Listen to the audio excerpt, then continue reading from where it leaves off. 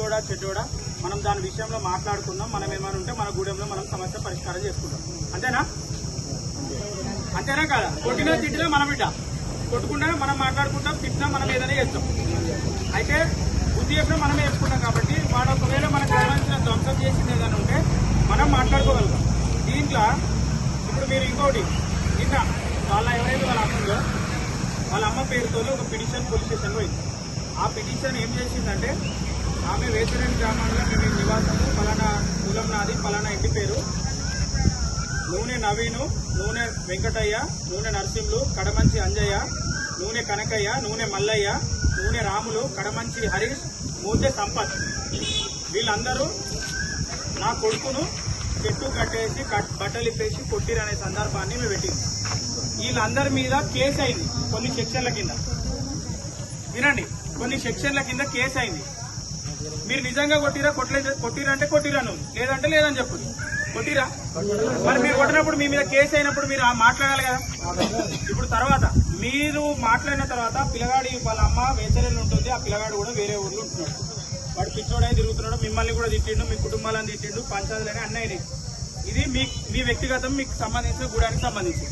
రెండోది, నిన్న ఈ సంఘటన జరిగిన తర్వాత ఎవరైతే బీజేపీ ఆర్ఎస్ఎస్ ఉన్నారో, మన వేతనానికి సంబంధించిన కొంతమంది, చేర్యాలకు సంబంధించిన కొంతమంది, కుమ్రేలికి సంబంధించిన వాళ్ళు, వీళ్ళందరూ ఆ పిల్లగాన్ని ఇక్కడే కట్టేసి, ఇక్కడ నుండి కట్టేసి బట్టలు కూడా తీసి కొట్టుకుంటా గుడి దగ్గర కట్టేసి కొట్టి.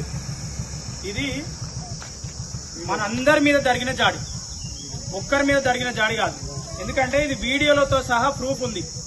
ఎందుకు చెప్తున్నా అంటే వాడు మన జాతి, మనం ప్రశ్నించలేం, మనం మాట్లాడలేం, మనం నోరు లేని వాళ్ళం అని చెప్పేసి డబ్బున్నోడు బీజేపీకి సంబంధించిన నాయకులు మన మీద దాడులు చేస్తే ఈ రోజు వాని మీద దాడి చేస్తారు.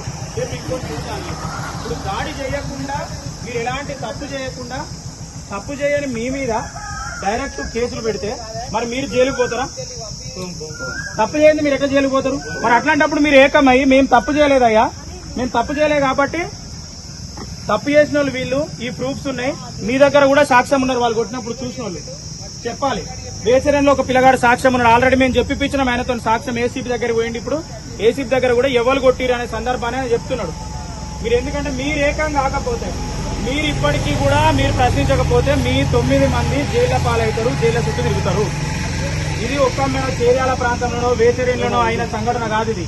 ఇది దేశవ్యాప్తంగా ప్రతి చదువుకున్న వ్యక్తి చూసిండు. రాష్ట్రంలో ఇంతకు ముందే మన సంపత్ అనే వ్యక్తి చూపించిండు, యూట్యూబ్ లో కూడా దీని మీద ఒకనే చెప్తున్నాడు.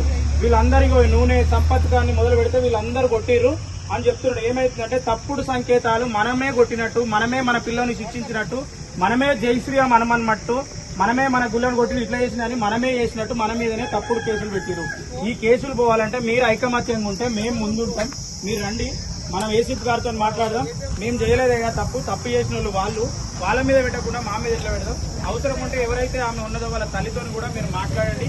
మేము రాత్రి కూడా ఎవరికి చెప్పినా మాట్లాడండి అని. మీరు కూడా ఇప్పుడు కూడా మీరు ఏకం కాకపోతే మీ మీద కేసులు అయితే 9 కుటుంబాలు నష్టపోతాయి. మీరు నష్టపోయినట్టే, మీరు కొట్టినట్టే. మీరు కొట్టలేదంటే మనం అందరము ఫైట్ చేద్దాం. అవసరం ఉంటే ఏసీపీ గారు ఇప్పుడు కొమరవేళ్ళు ఉన్నారు, మీరు ఎవరైతే ఉన్నారో ఎంతమంది ఉంటే అంతమంది కొమరవేలు దాకా రండి. ఒక్కరోజు పని పోయినంత మాత్రాన మనం ఏం బాధపడదు. ఒక్కరోజు తిండి తింటే మనం ఏం తిండి తినకపోతే చచ్చిపోం. ఈ రోజు కనుక మీరు ఆగకపోతే, ప్రశ్నించకపోతే, అడగకపోతే మీ మీద కేసులు అయితే జైలు పాలవుతారు. ఇంకా ఎక్కువ మందిని పెట్టే ఛాన్స్ కూడా ఉంది. ఇలా 9 మంది అనే లేరు, తర్వాత ఇంకా కొంతమంది ఉన్నారు అని రాసిన పిటిషన్ లా 100 మంది మీద కూడా కేసులు అవుతాయి.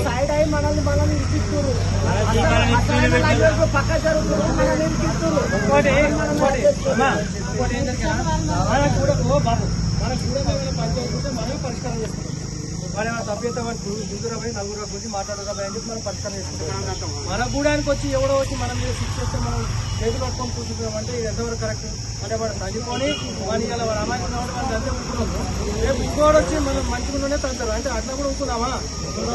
ఎందుకు కూడా ప్రశ్నించాల్సిన బాధ్యత ఉందా లేదా?